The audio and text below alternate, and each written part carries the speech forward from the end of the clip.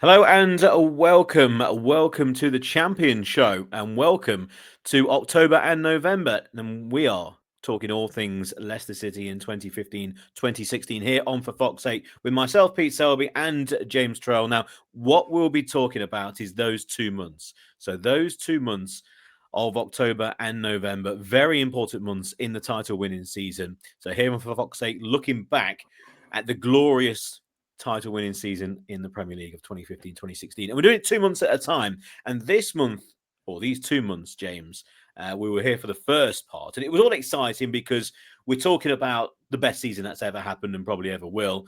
And it was very exciting. It was talking about Ranieri coming to the club, etc., and about the players that we signed and about how they slowly started to take shape. But I think this 2 months in October and November, I'm not going to call them the defining months of the title winning campaign, but what I'm going to do, I'm going to call them the 2 months that changed the outlook of the campaign from one that was a roller coaster, enjoyable ride and completely unexpected to then record breaking. And then we move into, hang on, we could actually be doing something rather special here. So I think this is where the emotions start to happen. I think this is where the public, wider than Leicester, start to take note of the football club.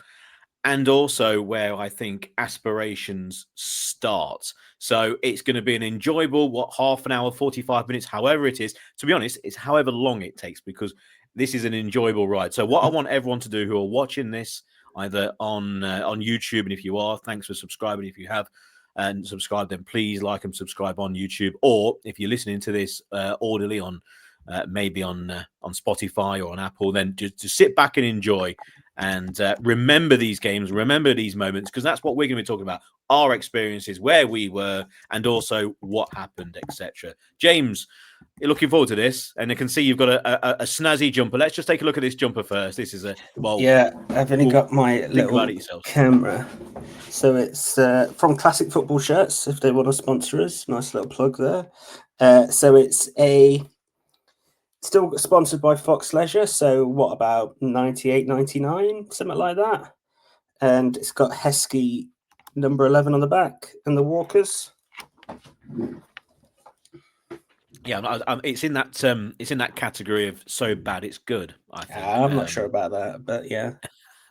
No, I like it. I mean, Fox Leisure was around for early 90s as well. It was incredible, incredible stuff, incredible jumper, and an incredible time that we're going to be talking about, James. Now, we're going to be starting, okay? So we're starting in October, and I've got notes, everyone. I've got notes here to do with the games, and I've got notes here, and also about what I thought and about the experiences that I had as well.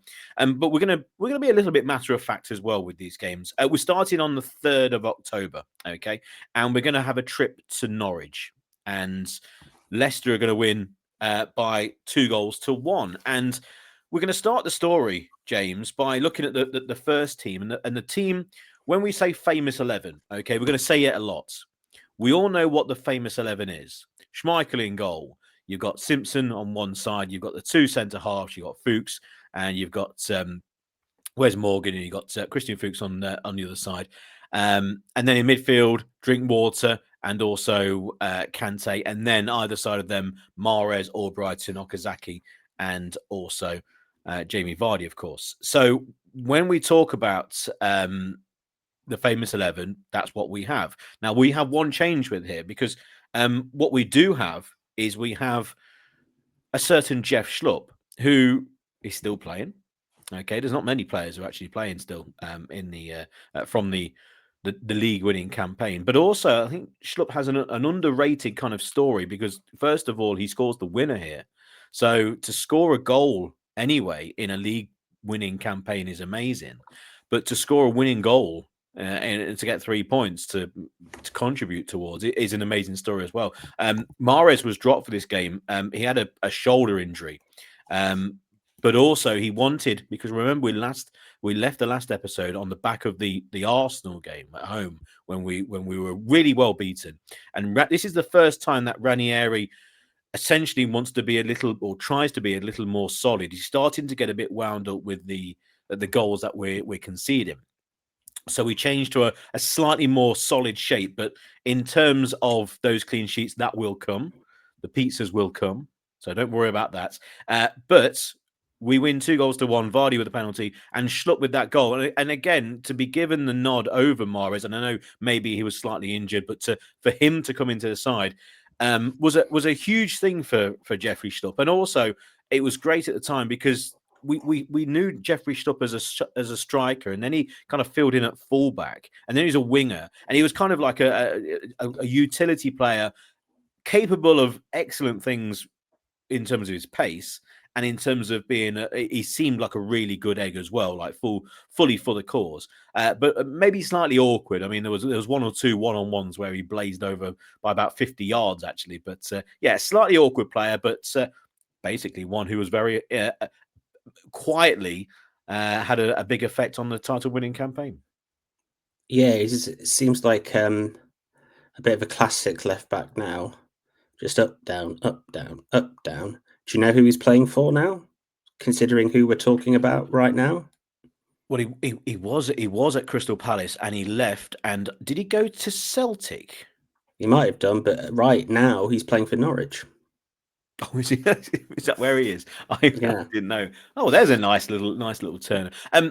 So yeah, and it was a good finish as well. Low into the bottom right corner, and I remember the goal. This is not through any research. I remember the goal, and it was a performance that's almost, because again, Leicester have had good wins and good performances so far against good opposition. Norwich, one of the so-called easier sides in the league, and when you're starting to get a little bit of a run and you're starting to hang around in the top 6, 8 or whatever, you want to confirm that by beating one of the lower sides. If you're a Manchester United, Man City, whatever, it doesn't really matter because you'd expect to do that. But if you're a side, let's just say from this season, let's say Sunderland, who are going extremely well, all of a sudden they come up against like a Burnley or a Leeds, etc., who they thought they would be battling at the bottom. A victory over them sometimes means actually more than the victory against the bigger clubs because they've raised their game.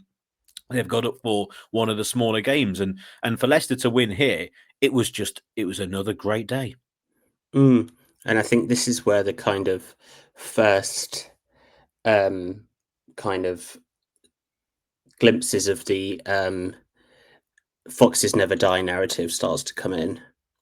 So we were 1-0 down, and then we scored 2 late goals. And I think this is around the time that Ranieri started doing the whole pizza thing after the games. So like kind of the two of the big narratives of the season are kind of formed around this game and around these couple of months, really, because there were a lot of comebacks over this period, either to win or to draw. Because obviously, as we'll go on to discuss, we didn't lose during October or November. And definitely by the end of this period, like you're not even considering winning the league, obviously, even in this period. But you're starting to think, oh, you never know, we might get into the European places. You know, that's where you're starting to go. Absolutely. I just think there was nothing at all with the league table. You know, it was great to see on Match of the Day. Where were we at the end of this game? At the end of this game, we were fourth. So it was a laugh. That's what it was. It was a laugh. Leicester are playing really well. And I completely agree with your sentiment on the whole Foxes never quits kind of attitude that was just rampant through the team at the current time. We go on to the next game, and the next game is away at Southampton, and this just highlighted the fact. So we're playing Southampton on the 17th of October.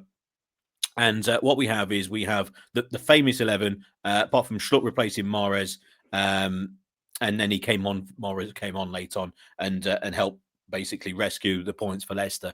And it was a 2-2 draw, 2-0 down. Leicester come back, 2 very good goals from Jamie Vardy, being put clear, rifling the ball into the roof of the net in front of the away fans who were behind that end at St Mary's at the time. They've moved now to the side of the pitch, which I think is just a better place for them. But anyway, and then there was the header as well, which I think was the first of those from across. So Mahrez made the difference. Vardy scored.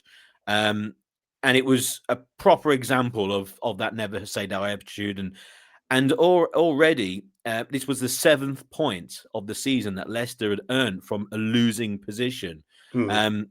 I mentioned now Vardy, he scored in 6 consecutive games.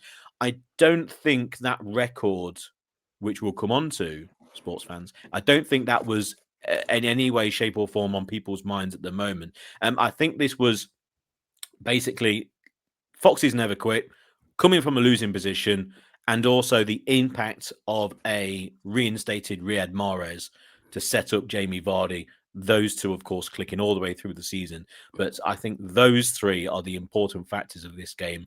And again, from a Leicester fan's point of view at the time, and from my point of view, you were just happy that we got a point away. We're losing 2-0. Okay, that happens. And then you come back and draw 2-2. It was almost like a victory. It was a tremendous point in the end. Yeah, absolutely. And do you know who the defender was that Vardy beat for his header? Oh my God, I'm going to say Yannick Vestergaard. No, No, it's not a bad guess, I guess. No, it's Van Dijk. Virgil van Dijk. Yeah, who Well, there you scored that go. day as well.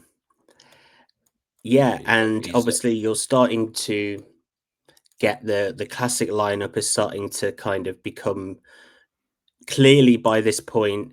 Ranieri knows that Dilat and Schlupp on not that they're not good enough, but they're not as good as Simpson and Fuchs. Is probably a better way to say it. And yeah, and he's clearly. I think his methods are starting to work in the sense of the defensive side of Leicester. So we conceded 2 goals in this game, but as we'll go on, we kept the first clean sheet in the next game. And yeah, as you say, so we're in October now. The Great Escape would have started in March or April the previous season. So we've just had a great 6 months as Leicester fans, having gone through a pretty turgid decade before that as well. Yeah. It's and the whole Ranieri thing with the Italian tactics, etc., and the pizza really come into play now because again, it's a game that Leicester have gone behind in. He's not happy. We've come back and we've rescued the point. Great from Vardy, great from Morris. And the next game is Crystal Palace. Now, before the Palace game, this is when the pizza thing really, really kicked into gear. He said in a press conference he'll bribe them all with pizza for clean sheets. Free scoring matches, they didn't really suit Ranieri and his Italian ways. He mentioned about the Arsenal game. He kept on saying about the Arsenal game after these games against Norwich, against Southampton. And obviously the Palace game is what we're going to talk about now. And Crystal Palace at home on the 24th was I'm going to put it down as, I'm going to say, a classic game of this era, of this kind of couple of months, really. Now, we won 1-0 at home to Crystal Palace. Okay, the famous 11 are there, apart from Jeff Schlupp, who starts for Shinji Okazaki. For the likes of Crystal Palace, it's a side that includes Wilfried Zaha, Johan Gabaye, you got Patrick Bamford, who came on, Yannick Bolasie. So there's a lot of good players for Crystal Palace in this team. And Crystal Palace had a good start to the season that year as well. They were in the top 6 up until this point. Yeah, they're going very well, going very strongly. And it was a really battling performance, a kind of a gritty game. And I remember these sorts of games at Leicester at the time because myself and Rob Hayes were commentating on Leicester at the time down at the football club. We were doing it for a decade or so, and these games they were really hard fought games against what turned out to be good opposition and then less so opposition, what we'll come on to. But you're going to have these games. Now, this was a goal from Jamie Vardy. It was a really bad back pass, if you remember. And he basically just chipped Hennessy and then blasted it into the empty net. The one thing with this game, I think this is the game where the record starts to not play on people's minds, is the wrong word, come into focus. Okay, because this is now 7 games in a row for Vardy. That now takes him clear of a whole handful of centre forwards who have scored, or players who have scored in 6 consecutive games. So now 7. All of a sudden, he's in a very, very small group. So again, match of the day, graphic at the end, Vardy 7 in a row. All right, okay, and a really scrappy, messy game, really good, typical Vardy goal, pouncing on a mistake, really alert, a lot more alert than pretty much anyone else on the pitch. Lovely finish, chip over the goalkeeper, and then blasted into the empty net, as you can imagine, Vardy from 3 yards. And of course, afterwards, it's pizza time. And it's pizza time because they go to Pizzeria in Leicester. But of course, typical Ranieri, which is a it's not. lovely pizza restaurant, I will say. Is it really? Oh, well, It I've not is been. lovely, yeah. You'll have to take me. But it's basically he takes them to the pizzeria and he makes them work for their pizzas. Yeah. He makes them make their pizzas, and he says you have to work for everything, and so we will make our own. He says, "I got a surprise for you all," and does that, and he's aware that the players were, he says at the time, and obviously this is now 2 or 3 games into his reformation of the team, his Italian way of playing, and he says he was pretty sure at the start of the season that the players would be afraid of his tactics. That came up quite a lot. This idea that tactics, that was a big thing with him. Like, I'm not going to put too much tactics on them, as if they were like, if they had tactic phobia or something, which is quite funny looking back now. It is, but he did, and I think this is one of the. I would put down, if there's 3 things, which we'll come on to maybe at the end of when we go through every single game at the end of the season. I think one of the 3 things that Ranieri did in the season, and I think one of the first big plus points with Ranieri that season was he said, "I always thought the most important thing as a coach is to build a team around the characteristics of his players. So I told them I trusted them and I will speak little of tactics." So at the start of the season, he recognizes straight away what Mahrez, what Jamie Vardy can bring to the side, and also what they have in the back. And he lets the team, and he realizes that this team has got a lot of character, a lot of big personality. Let them play, let them do their thing, and then slowly bring in the tactics, or in his case, make the change after the Arsenal game, and then say, "Look, you've had your fun. Let's try and solidify at the back." And obviously, going forward, everything's going to kind of roughly remain the same. And why not? And I think that was just a tremendous thing for a guy of his age, for a guy of his experience, and a guy who you might say is stuck in his ways. I'm not saying that was the case with Ranieri, but you would say with a manager of that age, normally they would just be playing one style of football because that's their style that they've had for years after year. But to come into a club and actually recognize that, I think was a tremendous thing. And also, you could put that down to maybe even today's one. No, we're not talking about today's Leicester because people could be listening to this and watching this in years to come. But it's what you need to do as a manager. You need to come in and build your team around your better players with the characteristics aside. Try and get them to be playing because they are the best players.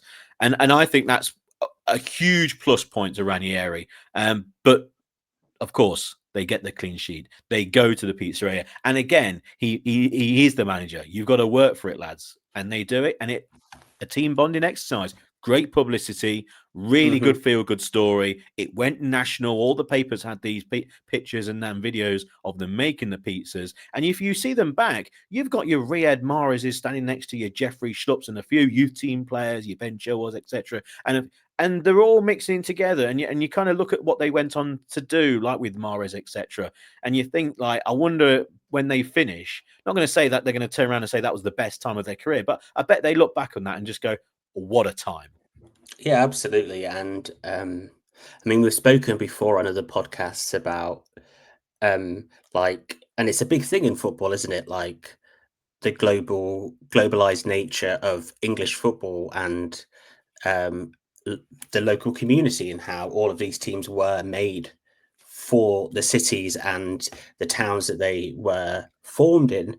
And this is a really nice example of, community engagement. Can you imagine how many pizzas this guy sold on the back of Leicester being there? And it's still going now, 10 years later, which is good. And yeah, it's also fun, right? Yeah, it's it's fun. fun. And It's a group of that's a lads. thing that we've Group of spoken lads. about on the podcast a lot. We have not been fun for ages, Leicester as a club. And football, to a certain extent, people argue is not fun anymore, which I don't necessarily agree with, but I do understand their point. And this is just, it's just fun and it's funny and it's a bit And silly. it is. And I mentioned about the game against the previous game against Southampton. This game against Palace, I remember, and I've got it jotted down, and I've got all the programs, minus about 2 or 3 actually from that season, and you've got squiggles and marks and circles on the back of them about who came on and etc. etc. And this game I remember because it was the first game where we won the game. We were acknowledging Jamie Vardy afterwards, I think, not during the game, but afterwards on the run that he's been on. And also, let's see if we can carry that on, and we'll go on to that in the next few games. But it was the first time where I maybe slightly got that when we won, it was a kind of a relief that we won, and not a relief because we got 3 points and we're looking at staying up. It was a relief because I think a draw might have been even a slightly bit disappointing, which is obviously at the time crazy. But I think that just started to creep in. I think it went from being a fun 1-0 win, and it just slightly changed because it was a gritty draw. It was one of them hard fought. You kind of walk out of the game thinking you've almost played in it because you've been kicking every ball, and it was a really good hard fought win. But I think there was the very, very early green shoots of I'm glad we won that because I might have been slightly disappointed if we only drew. Now, where were we at the end of that game? So October the 24th. Where have we got to now in the league? Do you have it in front of you, James? So after the Crystal Palace game, we were 5th behind Man City, Arsenal, West Ham, and Man United. But I think there was very, very goal difference in it, basically. Exactly. And we move on to our old friends West Bromwich Albion on the 31st of October. So any scares on Halloween at the Hawthorns? Well, yeah, quite a few. Leicester's team, for example, once again, Jeff Schlupp's in there at left back. Christian Fuchs is out, we presume with an injury, but he's the person to replace. He's the next one to come in. So again, another big plus point.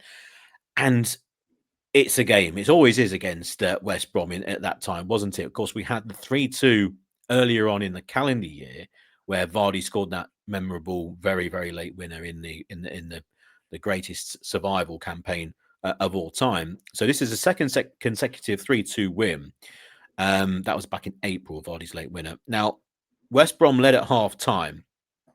And Solomon Rondon scored one of the goals. But Mahrez scored a couple, and then Vardy scored to make it 3-1. And then Ricky Lambert scored late on a consolation, which is kind of, I think this game somewhat gets lost in Leicester City's history because you have, if I say to you, West Brom away in that kind of rough time, the first things that come to my mind are Vardy's late winner in 2015 in the survival campaign in April, and also the brilliant goal over the top of the shoulder from Morris, and then his instinctive finish, which may have been goal of the month or one of the in the top 3 goals of the season. So that was about a year or two later, maybe even the next season. I think that's when Morris had his bleached hair. So this 3-2, I must admit, I look back and went, I don't remember that game at all. No. I wasn't there, but also I think it's because Leicester were 3-1 up, and then Lambert scored late on, so there wasn't that bit of jeopardy in the game that we've had with the game away at Southampton, with the game at home against Palace. Leicester were reasonably comfortable, so I think in the season of the season that we had, and we all remember huge amounts of this season, I think this is one game that maybe is put on to the back of the memory. Yeah, and this is a game in which Mahrez is stepping into his own a little bit, announcing himself as a national kind of figure, if you will. He would have. I mean, obviously Vardy's leading the match reports just because of the record, but Mahrez is, he'd be getting analysis on Match of the Day now and that type of thing. And one of the things to say about Vardy's record is, I don't really know about Van Nistelrooy's, But Vardy's scoring in all these games, and they're essential goals. He's not scoring in 4-0 wins. Yeah. He's not the fourth goal in a 4-0 win. He's scoring in 1-0 wins, 3-2s. They're all, you know, very, very important, which just kind of adds to the brilliance of the record, really. And also, I suppose we still need to talk about the fact that he played only one season in the Premier League, and he didn't set the world alight in the survival No, I think campaign he in the got first. 5 goals, didn't he, in like 30-something games that season? But Yeah. he'd started to come into his own during the Great Escape, hadn't he? Like, I think he got 2 or 3 goals during that period. And as he's kind of said retrospectively, like, obviously he's gone from like Stocksbridge Steels, which are basically like semi-pro, and then he goes up to Fleetwood, and then maybe he played for somebody else in between, Halifax. Halifax. Yeah, and then Fleetwood, then Leicester. He's often said that each step up, it's taken him about a season to kind of adjust to the new level. And he talks like, if you look at it in the Championship, his first season in the Championship, he kind of struggled, and then he's really good. And it's the same in the Premier League, which is completely understandable. Yeah, and also in that first season, I mean, he scored that goal against Manchester United. We all remember side footing the ball to make it 4 actually at the time, wasn't it? The 5th goal was the penalty, and that was his first goal in the Premier League with the Mohawk, etc., and all that. Yeah, and so this is a completely new territory for Vardy. He's never done this before. He's obviously scored a lot of goals in leagues before, but this is really is now proper stuff, like really proper stuff, and it's his 8th goal. So the record is now rolling on, and we roll on, to November. So we've gone from October, starting off with the battling draws at Southampton, etc., and now we're finishing with the goal scoring record being really the key thing. Wins are wins; they're very good. And again, we're beating West Brom. Okay, another side that you would associate with a side who maybe will stick around towards the top half of the league to beat. So again, you can label it as it's a good win. It's a win against a side that maybe we should be beating. And then we've got a home game on the 7th of November. Okay, there's going to be an international period afterwards. And at home against Watford. Now, the Watford side, you got the likes of Troy Deeney, who's got his own story the season after. I mean, I've heard some bits of Troy Deeney after. Has he got his tag on at this point? Or is Well, that I before? don't know. No, I don't know. But I've heard some stuff from Troy Deeney after he's finished playing, and I've heard almost 2 or 3 different sides of why he didn't join Leicester, and maybe he Oh, regrets right. it, I and then didn't he know doesn't. this. Oh yes, he was basically going to be joining Leicester to play alongside Vardy the season after. It didn't work out. And then of course, if you retire, you can. If you don't want to look back and go, I really regret that. You're not going to say that because Watford fans will turn around and go, well, hang on, we had glorious years and that. I completely get that. And I think almost that some footballers or a lot of footballers should actually take a little bit of a lead on that. I think it's a very easy thing to say something rather stupid and kind of ruin your legacy at a football club just by saying something. Just keep it quiet and let the fans, of course, they will have their own opinion of players, and I think it's also almost very easy as well to leave on good terms. I never understand when players leave on bad terms or don't really say something nice or come back and say. I think it's very easy to do that, and I just don't understand it. I mean, obviously, I'm not professional footballer. I could still be maybe a goalkeeper still. But anyway, but yeah, but after his football career, I've heard him say 2 or 3 different things about the move that fell through. Sometimes blaming Leicester, saying that he wasn't worried about it. It didn't really affect his career or whatever. It's a very interesting story with Troy Deeney. If you listen to him and the way when he moved to Watford every season, the way he got his money, the way he got wage increases and what that had an effect on his life because he had a very troubled upbringing, like the people he was hanging around with, etc., and what that had an effect on his family. The more he earns, basically, it's a very interesting story. I did see him whinging on a podcast the other day that getting paid 200 grand a year is actually not that much money. So yeah, make of that what you will. But yes, and he was a very good player.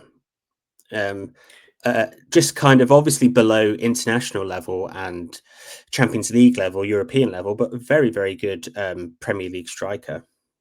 Very, very good. And trying to put it into it, I don't really want to turn around and say like he's basically trying to cover the fact that he now regrets not joining Leicester. Because if that's the case, then that's fine. That's absolutely Yeah, of fine. And I know course. how he doesn't want to say it, but he kind of like turns around and says, "Oh, I didn't really miss much and all that." And you kind of going, I'm not too sure about that. You basically turn down Champions League football and the chance to play alongside Jamie Vardy. I'm not entirely sure that you're being Yeah, FA Cup completely honest win there. potentially. Yeah. Absolutely, like and whether it would have worked, I could only imagine it would have, you know. And look who we did buy with Islam Slimani, a very similar type of player in the end. But anyway, we digress. Nathan Ake is also in the side as well, for example, with Watford. Oh, is he? Leicester, yeah, just picking a few players. They have the famous 11. But with Jeff Schlupp once again starting in the side for Shinji Okazaki, who then came on and replaced him as a sub. So that whole narrative on the start of this show, James, we started with Jeff Schlupp, and we've got now to November the 7th. So we're what 5 weeks into this 8-week period, and we're still starting with Jeff Schlupp on this run. We have to rewrite. Let's order the statue. Commission the statue right now for Jeffrey Schlupp. Yeah, because he came up through the academy, didn't he? He was born in Hamburg and he lived in Milton Keynes, which obviously isn't Leicester, but it's fairly close. He's a Midlander. And yeah, he's very, very important to the title win. And, you know, and he probably is forgotten a little bit. And I think a lot of the players through this period are because of the classic lineup and the fact that kind of basically from Christmas onwards, that was our team every week. It was. Now, who scored in this game? So Leicester won 2-1. Not worried about Watford. Who scored for Leicester? I know you're trying to turn this into a quiz, but I'm looking at the answer right now. So it's Oh, not. no. But I didn't Well, realise Kante only scored 1 goal for Leicester. his only goal for Leicester. This was a real. Now, the Palace game, this is the Palace game times 10, because this is gritty, attritional, a horrible game against a really battling Watford side with Troy Deeney leading the line. He scores a late penalty to make it 2-1, but it was Gomez in goal. Rio Gomez, the big lanky goalkeeper who was at Tottenham. He spills a Kante toe plonk into the net, and also then trips Jamie Vardy to then score the penalty. So of course you're already in front. Kante's and it's that, and they're a really battle inside, and then we get the penalty, and inside the ground there's a noise, isn't there? When there's a penalty or when there's a free kick, but especially when there's a penalty, obviously depending on how the game is. So if it's a penalty to equalize in the last minute or to win the game in the last minute, everyone's on their feet, everyone's on their toes. There's like a nervous excitement about the penalty. But if it's in the middle of a game, there is that strange humdrum noise, that chatter, because everyone's talking in the ground. No one's really quiet. They're quiet maybe as the player runs up to the ball, but there's a strange murmur in the ground that you only really get in the minute build up before the player starts to run up and take the penalty. And that's everyone talking. Oh, I don't want him to take the penalty. No, which way do you reckon he's going to go in the top corner? That goalie's good at penalties. What do you reckon? What do you want for tea at half time? Do you want a pint? There's that chance to have a chat because the game's not flowing. There's no songs being sung normally. And it's a very strange noise. And that noise in that game was even stranger because we all knew who was taking the penalty, and we all knew that it was going to be Jamie Vardy and a chance to keep the record going. Something that maybe because of the nature of the game, because it wasn't so comfortable for Leicester, I think many people may have not forgotten the record, but they were so engrossed in the game, the record became second. Okay. That line will change because I think the record overtook actually Leicester's performance later on, but we'll come on to that. And I reckon a lot of people will have, oh yes, here's the chance for Vardy, and he scores. And not only are we 2-0 up in the game, Vardy's got his goal.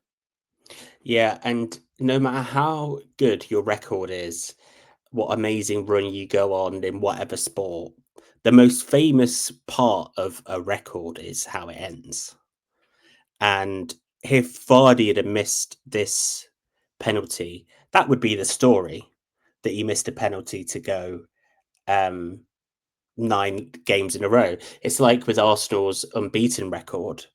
If you said to somebody, how many games did they win in that record, or do you remember this game or that game, they wouldn't. But if you said, how did it end, they'd probably be able to tell you everything about that Man United 4-2 game. And it's the same with kind of everything, and that's just the nature of storytelling and kind of the way that human beings react to things. But yeah, and I think that this is the first time that he either publicly or quite strongly off the record said that he was going for it, that he was very conscious of it. I'm going for this record.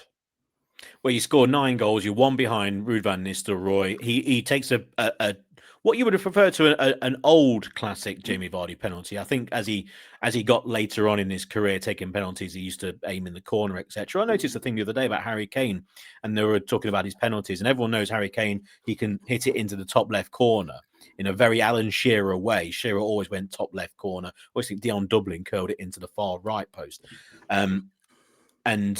But Harry Kane normally would kick it in the top left corner. That's his go-to. But he's completely changed his run-up, and he's completely changed his penalty technique. Maybe after the penalty miss for England, but he's now scoring in all corners of the goal, top left, top right, bottom left, wherever. It's he's scoring all over the place, and of course he's scoring so many goals. But with Vardy, I think as he got on in his career, he started to take different penalties. But your classic Jamie Vardy smashes it right down the centre, high into the roof of the net. Gomez, of course, he's had a nightmare. He's conceded the penalty. He's conceded the goal earlier to N'Golo Kante. And then, of course, Troy Deeney scores that late goal, which I'm sure would have upset Claudio, but not for us, because we finished the game 2-1 up. And where are we in the league, James? We are joint top, but I think we are. What game are we on? Watford. Yeah, we're third, but level on points with Man United and Arsenal. Man City's goal difference is +17. Arsenal's is +13, and ours is +5. Splendid. And now we get on to one of the best performances of the season, one of the most underrated performances. We have the international period, and then we jump forward to the 21st of November. 2 games to go on this episode, and we're away at Newcastle. Okay, we've got the famous 11 out, but you got Leonardo Ulloa, who's starting instead of Shinji Okazaki, who then replaced him as a sub.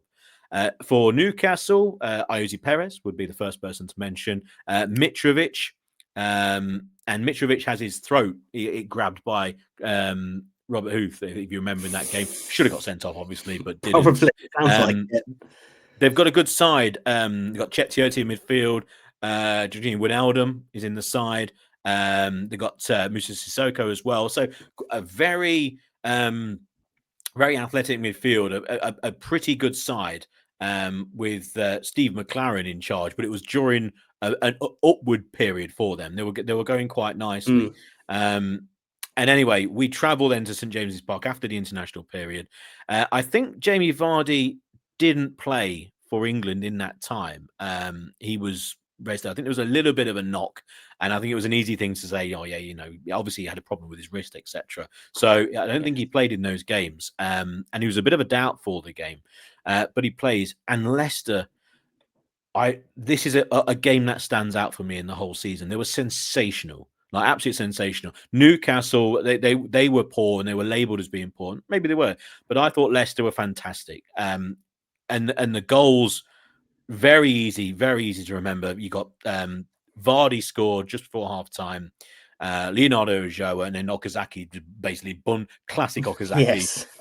Walking the ball in the net, bounced off his knee, his chest, whatever, his armpit. It was a classic Okazaki goal. But the Vardy goal, he equals a Premier League record, 10th consecutive match. He had a slight hip injury, but he was past fit. It was Ajoa who knocked it, it was passed down the line, and Ajoa knocked it square past Sissoko, it was like through his leg. And then Vardy just flicked it inside past his man. And classic Vardy, and then drills it into the bottom left corner. So a lovely 1-2 with Ajoa. And then Vardy has the ball, left corner of the penalty area, flicks the ball square to his right, through the legs of Sissoko, and then just smashes it into the near bottom left corner. And Leicester were brilliant in that first half. Fantastic goal.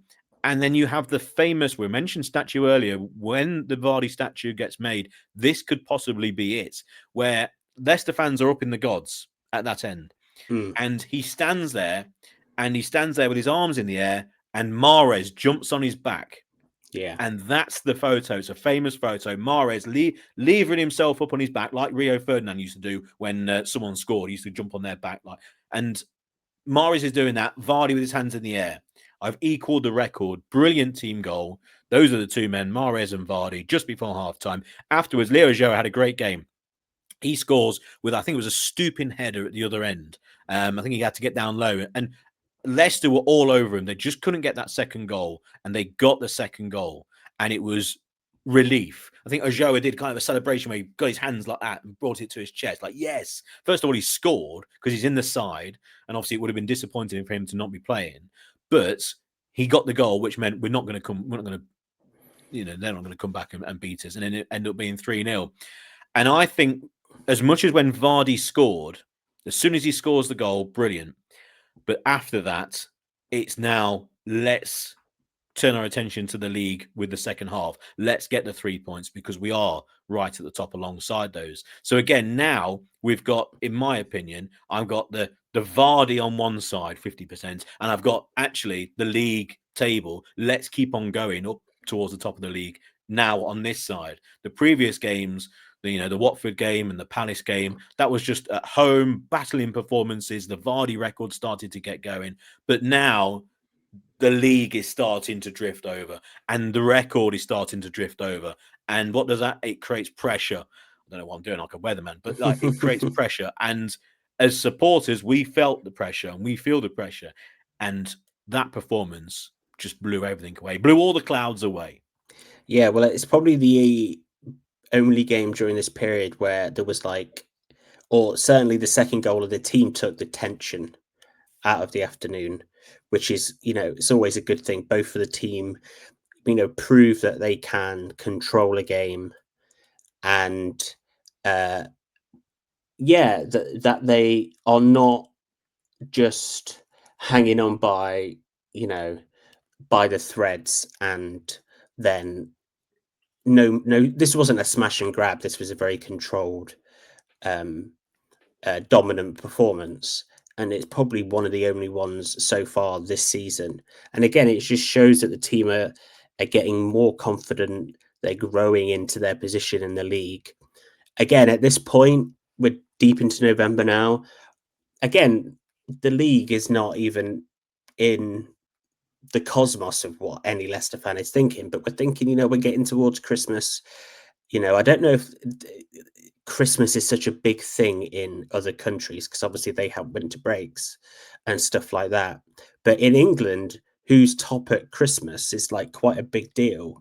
And so even now you're kind of starting to think, we've been saying it about Cervantes. Is he going to make it to Christmas?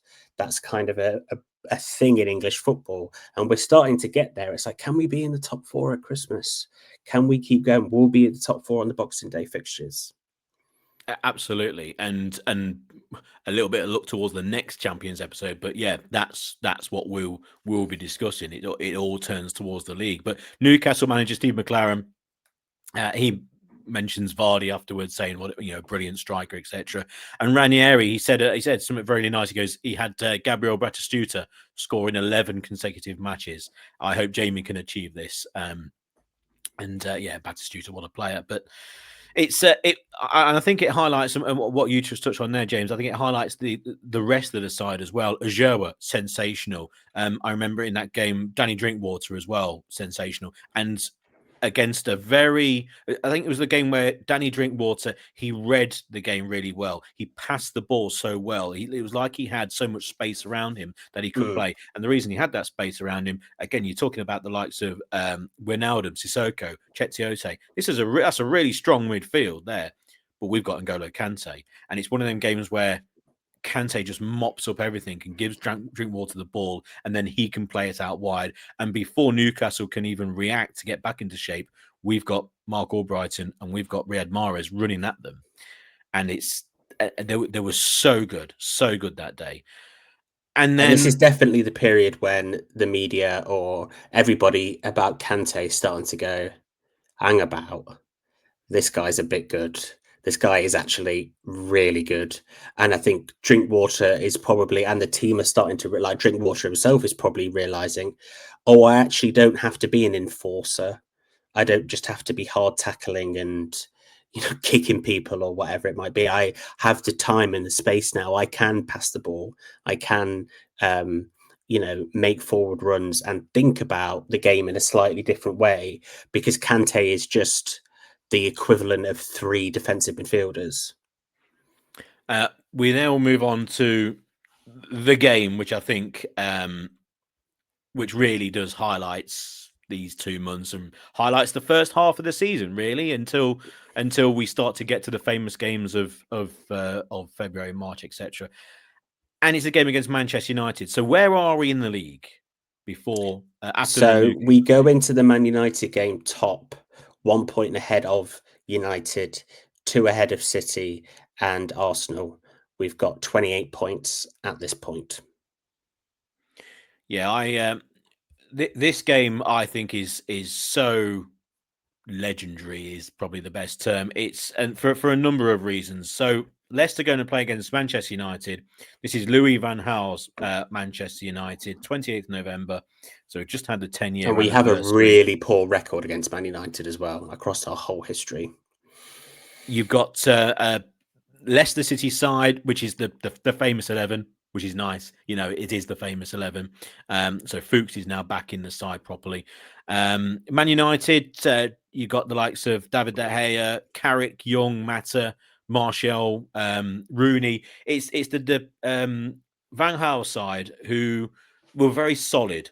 They This is didn't his concede in second over five. season. Yeah, they didn't concede in over 500 minutes prior to the game. They were a very solid team. And then when you've got the likes of Martial at the time, Rooney, I think one player, I think when he retires, you look back on their career and go, they were actually a very, very good player. And at a certain point of time, one of the top players in the league again, but unsung. And I think Young, I think will be that as well. I think because he's still playing, which is a credit to him. But I think at the time, you look back in his career, like he's had a very long career. He's brilliant at Watford, but when he went to Manchester United, it was he was a really, really good player. Scored a lot of great goals, very reliable. So this is a very solid Manchester United side. Leicester, as we know, it's got the famous 11, and the atmosphere is sensational. Okay, all eyes are on Jamie Vardy. Can he score in the 11th consecutive game?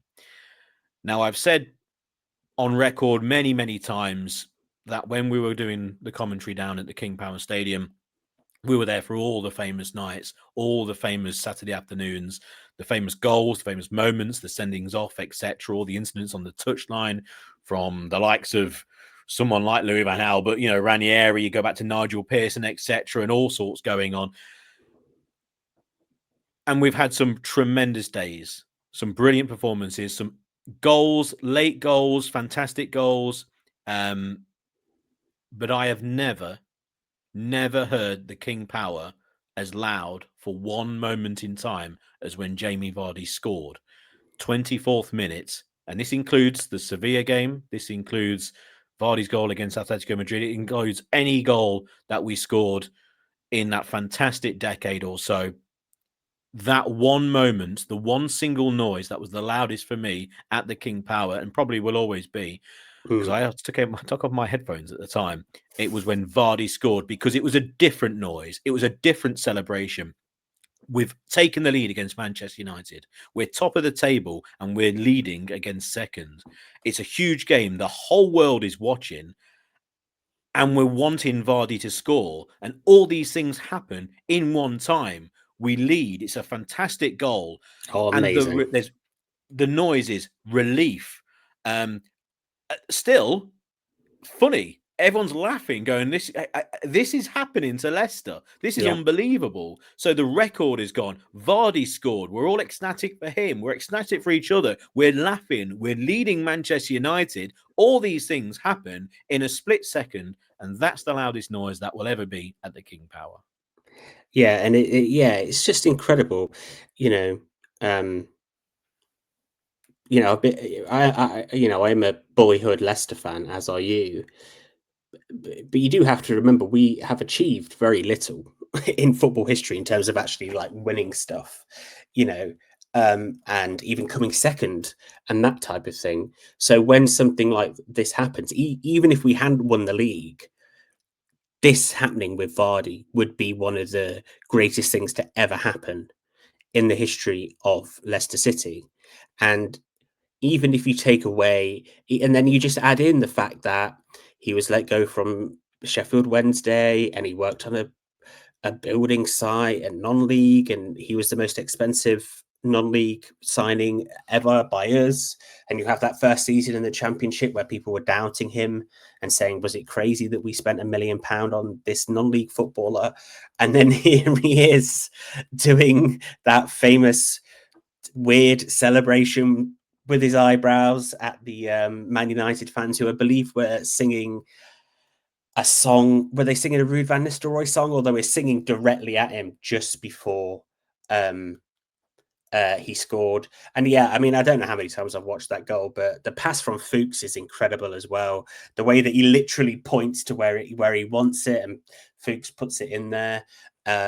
In terms of the way that he scored, it's quite similar to the famous Michael Owen goal in the FA Cup final, actually.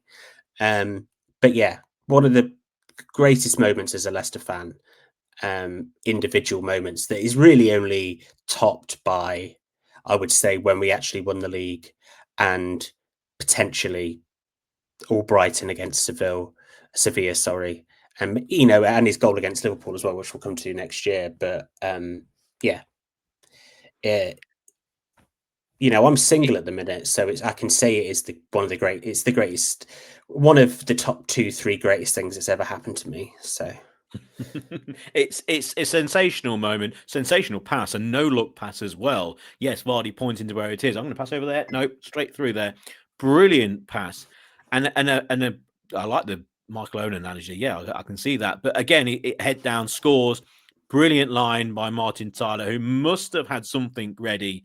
The whole Vardy 11 and heaven, they all rhyme. Now, from a personal point of view, would you have a line written down in commentary? Of course, everyone's different.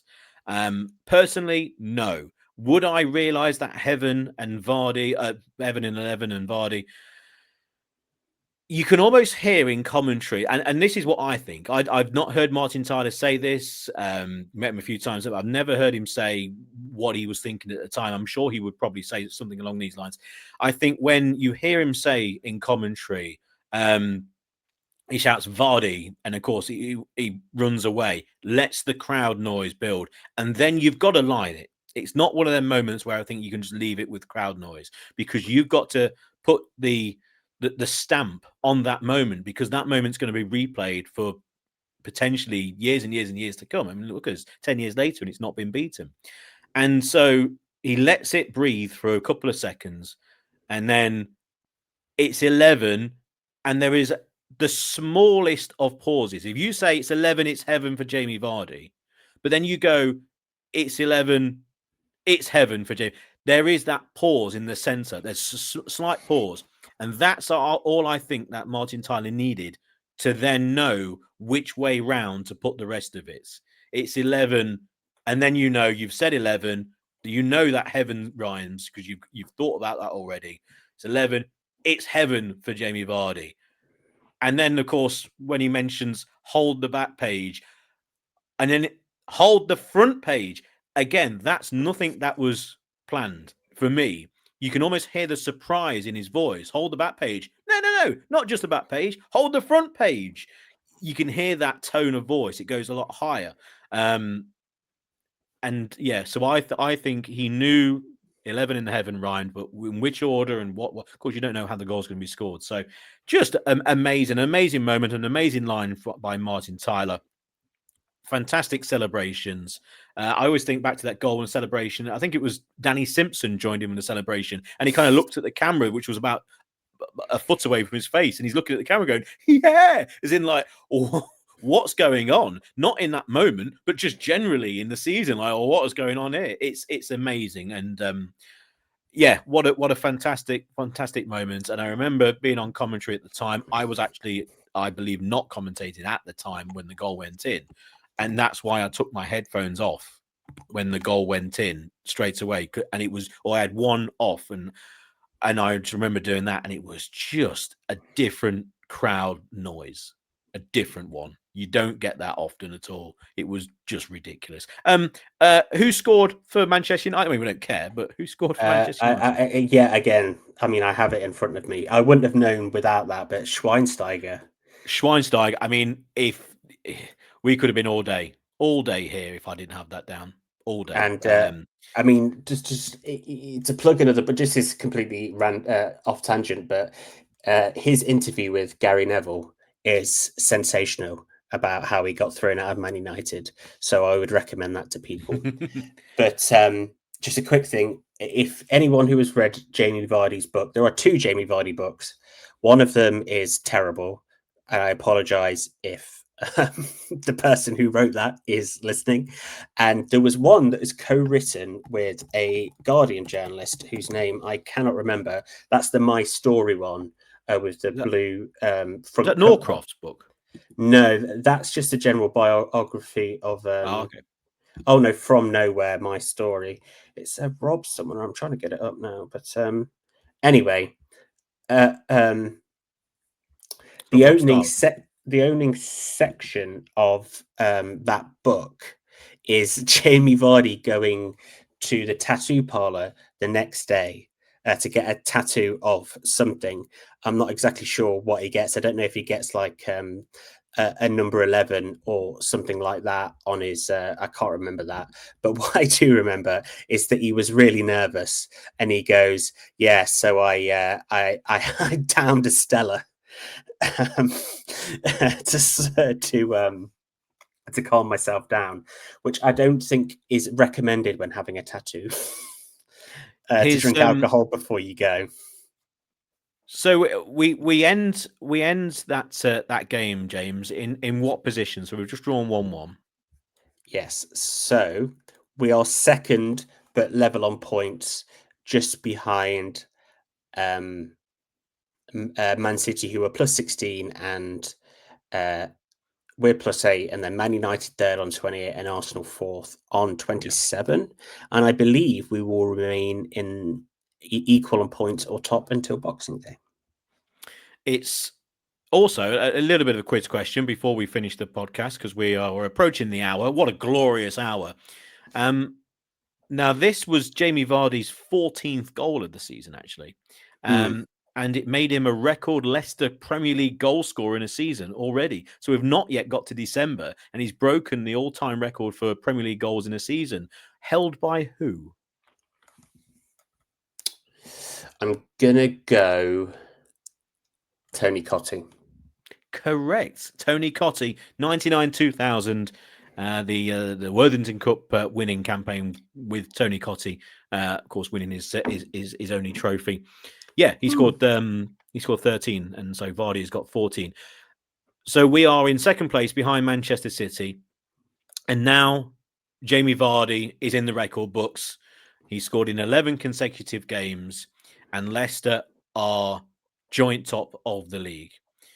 We've kind of gone from early October to the end of November, and we've gone from a side who were fighting for points, as in fighting back for points, coming from losing positions to draw, and we're very happy with that. We then went and won scrappy games at home against Crystal Palace and against Watford, but we were very happy to get the points. And there was nothing special. It was good wins, Vardy scoring, but we're towards the top of the table. That doesn't really matter. It's all a bit of a laugh, but we got those wins and we were slightly relieved to get those wins.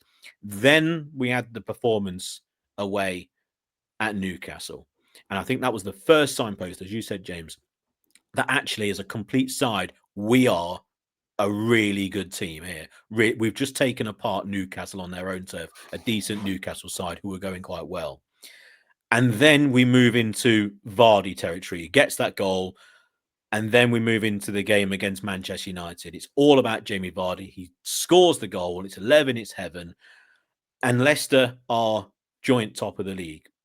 That's where we're going to leave it now on the champions, October and November, because we then move into December. And I think, James, as we just do a little bit here on what we have to look forward to, first of all, the record we know obviously comes to an end. That's when the Vardy attention goes to one side and it becomes about the league. We've got some amazing games to talk about in December and maybe January. I think we just do a December episode on its own because there's a lot to talk about. You've got the whole Mourinho thing at Amazing. the King Power. What a game that is. That is a sensational game. And the fallout afterwards, I've got some. I was right there when it all happened as well. One of the only times I was there at the press conference, etc. I was right there. I've got some great photos as well, which I'll probably put up on screen as well. So of basically a very white-faced and shell-shocked Jose Mourinho. And of course, we talk about the league because it then moves into, hang on, we've got a great chance of doing something rather special here. And you said about 10 minutes ago, James, in this country at Christmas and in New Year, being top, being bottom, it means a lot. If you're in those positions. And we're at bottom at Christmas the previous season. I think we're the only club in history to ever do that. It's extraordinary how much we put on those things. And I think December is going to be an episode in itself. We will be releasing that some point in December. Okay. What a great thing to be talking about around Christmas, eh? We'll record it beforehand and release it around Christmas. Yeah. It's fantastic doing these Champions episodes. The memories come flooding back, don't they? You know, where were we? Were we at the game? What we were doing? What we were thinking?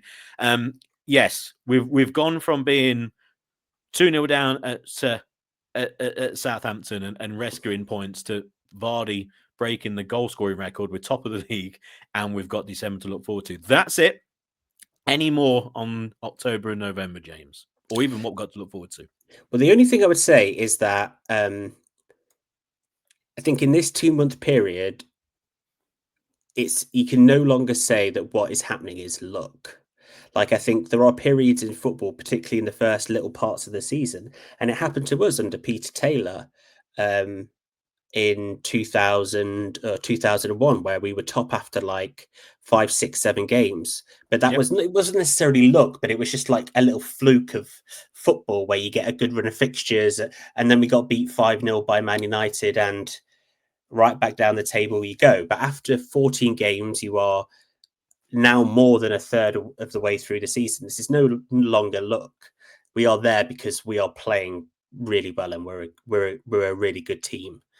And I think that's kind of one of the defining things about this 2-month period is us, probably the media, other football fans recognizing that we're here to stay in again, not winning the league, but in the top 4, top 6, and maybe the team realizing it themselves a little bit as well, that we are here on merit. I think so. I think the team's gone through an extraordinary transformation. I think the manager has gone through an extraordinary transformation in these 2 months. I think Jamie Vardy would have done as a footballer. Okay, this record will mean a lot. But I think Leicester supporters, as well as the wider world, would have. But I think Leicester supporters, all of a sudden, we change because we go from this is funny to hang on, this could mean anything. This could mean an awful lot. We start talking about European campaigns. We start talking about maybe winning the league. All this starts to talk in December. 5,000 to 1. People's £5 starts to become actually, life-changing events. These things all start to murmur in the press and all start to swirl around. And that's in December. We're going to call it a day on the Champions Show for October and November. By the time you listen to this, maybe you would have heard, but there were a lot of developments with For Fox's Sake podcast and the wider world of For Fox's Sake, okay? That's all happening in January from the 1st. Very, very exciting. We're going nowhere.